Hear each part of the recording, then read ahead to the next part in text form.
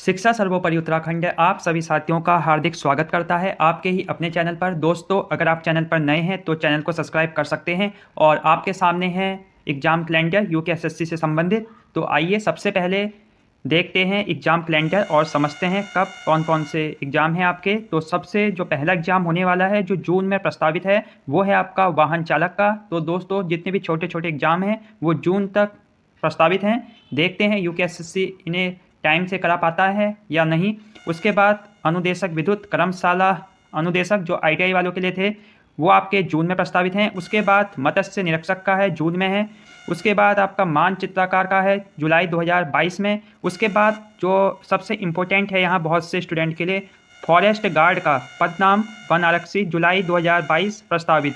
तो ये एग्ज़ाम जुलाई के अंतिम सप्ताह या अगस्त के प्रथम सप्ताह में होने की उम्मीद है, अभी प्रस्तावित है। तो इसका मतलब ये एग्ज़ाम जुलाई और अगस्त के बीच कंप्लीट हो जाएगा।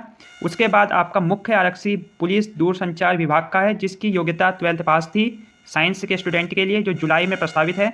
तो जुलाई में 3 एग्ज़ाम प्रस्तावित हैं। उसके बाद दोस्तों आपके आते हैं राज्य के सहकारी पर्यवेक्षक के, जितने भी जो भर्तियां निकली थी आचार संहिता से थोड़े टाइम पहले, उनके जो एग्ज़ाम है वो अगस्त 2022 में प्रस्तावित हैं। उसके बाद गन्ना पर्यवेक्षक के एग्ज़ाम, राज्य के दुग्ध पर्यवेक्षक और जो इत्यादि बागान पर्यवेक्षक के जो एग्ज़ाम हैं ये आचार संहिता से कुछ समय पहले निकले थे, तो ये भी प्रस्तावित हैं अगस्त में। उसके बाद आप देखेंगे प्रयोगशाला सहायक, जो इम्पोर्टेंट है, जो कह रहे थे अनुश्रवण सहायक, प्रयोगशाला सहायक और सहकारिता पर्यवेक्षक के समान अर्हता वाले अन्य पदों की जो परीक्षा है वो अगस्त में प्रस्तावित है। तो यहाँ देखना होगा ये प्रयोगशाला वाला जो एग्ज़ाम है ये अलग से निकला है या वो वाली भर्ती की बात हो रही है जिसमें आपकी पर्यावरण पर्यवेक्षक या प्रयोगशाला सहायक की थी। मुझे लगता है ये अलग से है जो आचार संहिता के टाइम निकला था। उसके बाद पदनाम बंदी रक्षक का है, प्रस्तावित है सितंबर 2022 में। आप इसके संबंध में कमेंट सेक्शन में बता सकते हैं। उसके बाद दोस्तों सहायक कृषि अधिकारी ग्रुप 2 और 3 की, इसका जो एग्ज़ाम है वो सितंबर 2022 में प्रस्तावित है। तो दोस्तों उसके बाद हम आते हैं पुलिस आरक्षी का जो एग्ज़ाम है वो आपके सितंबर 2022 में है। काफ़ी टाइम है आपको फिजिकल के बाद, आप अच्छी तैयारी कर सकते हैं। पुलिस निरीक्षक का है आपका अक्टूबर 2022 में। पटवारी तो दोस्तों इन्होंने बहुत लास्ट में कर दिया है, जबकि पटवारी बहुत जल्दी होने की उम्मीद थी। पुलिस निरीक्षक प्रस्तावित आपने देख लिया, पदनाम अवर अभियंता, अक्टूबर 2022। उसके बाद हम देखेंगे अन्वेषक कम संगणक सहायक, सांख्यिकी सहायक, तो इत्यादि जो पद हैं उनकी जो है नवंबर प्रस्तावित है। बट दोस्तों निराश करने वाली बात यह है कि पटवारी इन्होंने नवंबर में प्रस्तावित कर रखा है और ये एग्ज़ाम आपके नवंबर दिसंबर तक, इससे भी आगे जा सकता है अगर परीक्षाएं टाइम पे नहीं हुई तो पटवारी के लिए शायद अगले साल तक का इंतज़ार करना ना पड़े, ऐसा ना हो, मैं तो यही चाहता हूँ। बाकी पटवारी का एग्ज़ाम इनको जल्दी करवाना चाहिए था। तो इस हिसाब से देखा जाए तो बहुत से स्टूडेंट के लिए जो पुराने स्तर से तैयारी कर रहे हैं तो उनके लिए जो अभी है वो खाली फॉरेस्ट गार्ड का एग्ज़ाम है वन आरक्षी का, जो जुलाई में प्रस्तावित है। बाकी उनके पास ऐसा कोई ख़ास एग्ज़ाम है नहीं जिसमें उनको संजीवनी मिल जाए। यहाँ पटवारी का एग्ज़ाम भी होना चाहिए था वैसे। अब देखते हैं आयोग ने क्या लिख रखा है। आयोग ने परीक्षा कार्यक्रम, तो परीक्षा कार्यक्रम है, आप देखेंगे इसमें ये बताया गया है कि इस वर्ष कितनी परीक्षाओं का आयोजन किया गया और कितनी परीक्षाओं का आयोजन किया जाएगा, कितने सिलेक्शन हुए इत्यादि। लगभग 20,000 परीक्षाओं का आयोजन भी इस वर्ष किया जाएगा। और दोस्तों 5,300 और पदों की भर्ती विज्ञप्तियाँ जारी की गई हैं। अब दोस्तों इम्पोर्टेंट हम देख लेते हैं।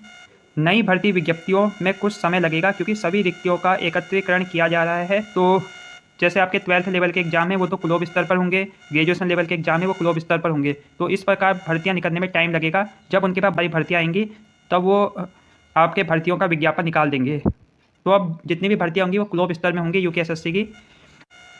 दोस्तों आप देख सकेंगे कि साथ ही इससे संबंधित शारीरिक दक्षता परीक्षा, टंकण परीक्षाओं, आंसुलेखन आदि परीक्षाओं को सितंबर 2023 तक पूरा कराने का यूकेएसएससी का उद्देश्य है। देखते हैं वो अपने लक्ष्य में सफल हो पाता है या नहीं। और ये भर्तियां 2022 टू 2023 तक चलने वाली हैं। आप देखते रहिए क्या क्या होता है। परीक्षा कार्यक्रम को निर्धारित समय में पूरा करने के लिए आयोग को ऑफलाइन व ऑनलाइन दोनों माध्यमों से परीक्षा आयोजित करनी होगी। अब तक 6 ऑनलाइन परीक्षाओं का परिणाम जारी किए गए हैं। वन दरोगा परीक्षा के अतिरिक्त सभी अन्य 5 परीक्षाओं वो उनका परिणाम उत्तम रहा। पता नहीं दोस्तों किस लिहाज से उत्तम रहा है, ये तो यही जाने। वो इसे नॉर्मलाइजेशन भी संतोषजनक रहा है। इनके लिए तो सब संतोषजनक ही रहता है। इनकी तो बात ही अलग है। किसी एक परीक्षा के परिणाम के आधार पर अभ्यर्थियों द्वारा ऑनलाइन परीक्षा का मूल्यांकन किया जाना उचित नहीं है। भारत सरकार की परीक्षाओं और संस्थाओं में 90% परीक्षाएं ऑनलाइन माध्यम से करा रही है। वो कई राज्य सरकारें के आयोग भी ऑनलाइन माध्यम से परीक्षाएं संपन्न करा रहे हैं। तो इस लाइन का इनका मतलब है कि भविष्य में सारी परीक्षाएं ऑनलाइन कराने की कोशिश करेंगे। इनको इससे बहुत फ़ायदा है। आप स्वयं जानते हैं कि ऑनलाइन परीक्षाओं में गड़बड़ी को पकड़ा जाना आसान है, क्योंकि सभी अभ्यर्थियों का प्रत्येक माउस पर क्लिक दर्ज किया जाता है। साथ ही परीक्षाएं CCTV की निगरानी में रहती है। अब दोस्तों आप जान सकते हैं कितना परीक्षाओं में गड़बड़ी पकड़ी जाती है। आयोग लगातार ही ऑनलाइन परीक्षाओं की पालियां कम करने व कंप्यूटर टर्मिनल्स बढ़ाने के लिए प्रयास कर रहा है। वर्तमान में लगभग 7,000 कंप्यूटर नोट्स राज्य में उपलब्ध हैं।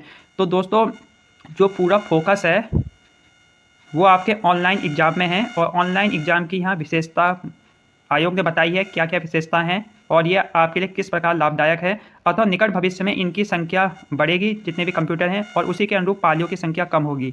आयोग द्वारा अब तक अधिकतम 18 पालियों में परीक्षा कराई गई है। अब देखना होगा अगली परीक्षा कितनी पालियों में होगी।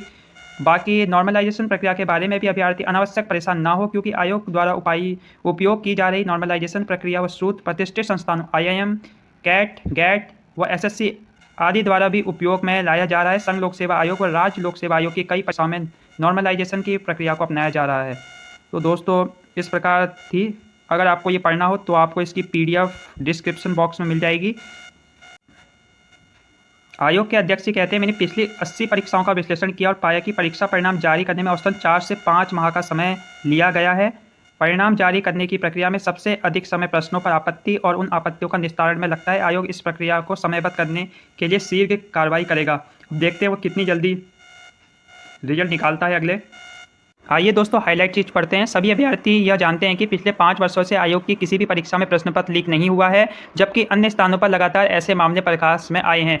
पिछले 5 वर्षों से प्रश्न पत्र लीक नहीं हुआ है, जबकि अगर मैं कहूँ तो यहाँ फॉरेस्ट गार्ड में आंसर शीट जरूर लीक हुई है, और वन दरोगा के एग्ज़ाम में ऑडियो जरूर वायरल हुई है, और बहुत सी छोटी छोटी चीज़ें हुई हैं।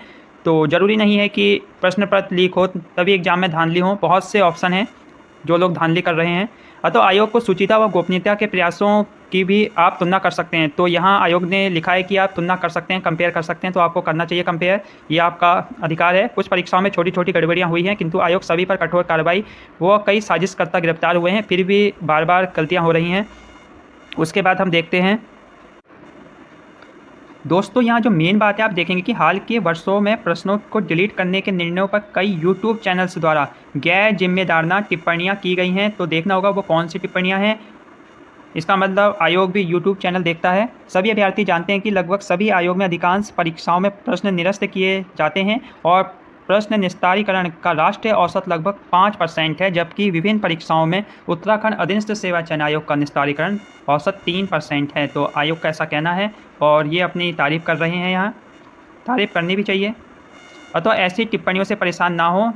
माननीय सर्वोच्च न्यायालय द्वारा यह मत व्यक्त किया गया कि परीक्षा मामलों में विषय विशेषज्ञों की राय अंतिम होगी। आयोग भी इसी के अनुरूप विषय विशेषज्ञों की राय से कार्य कर रहा है। उपरोक्त बातों को आपसे शेयर करने के साथ साथ मैं एक परीक्षा कार्यक्रम भी इसमें जोड़ रहा हूँ। बाकी दोस्तों यही है कि आप कड़ी मेहनत करें। तो दोस्तों बाकी ये है कि इसे वित्तीय व अन्य संस्थानों के अधीन समय पर पूरा करने का प्रयास रहेगा। तो जैसा उनके पास बजट होगा उसी के आधार पर ये जो आपको संभावित तिथियां बताई गई हैं उसी के अनुसार इसमें काम होगा। और आयोग का कहना है कि आयोग के पास बहुत कम मानव संसाधन होने के बावजूद भी मेरा यह प्रयास होगा कि आयोग सभी कार्य में कड़ी मेहनत और निष्ठा से बिना किसी दबाव के निष्पक्ष और उत्कृष्ट चयन में सहयोग करें और जल्द से जल्द इन परीक्षाओं को संपन्न कराएं। तो यही इसका मुख्य एम है UKSSC का। बाकी आयोग मेहनत व मेरिट आधारित चयन के लिए प्रतिबद्ध है, और मैं आशा करता हूं कि आप में से कई अभ्यर्थी राज्य की सेवा में अपना सपना साकार करेंगे या साकार होगा। तो धन्यवाद दे रखा है इन्होंने, बहुत लंबी चौड़ी बातें कर रखी हैं, आपको समझनी चाहिए। इसकी PDF आपको डिस्क्रिप्शन बॉक्स में मिल जाएगी। आप आराम से पढ़िए और चीज़ों का आकलन करिए और एग्ज़ाम की तैयारी कीजिए। धन्यवाद, मिलते हैं नेक्स्ट वीडियो में। बाकी पटवारी वालों के लिए बहुत निराशा की बात है, अब क्या ही कहें आयोग के निर्णयों को। दोस्तों मिलते हैं नेक्स्ट वीडियो में, और ऑनलाइन परीक्षाओं के संबंध में अगली वीडियो होगी। बने रहिए चैनल के साथ। धन्यवाद।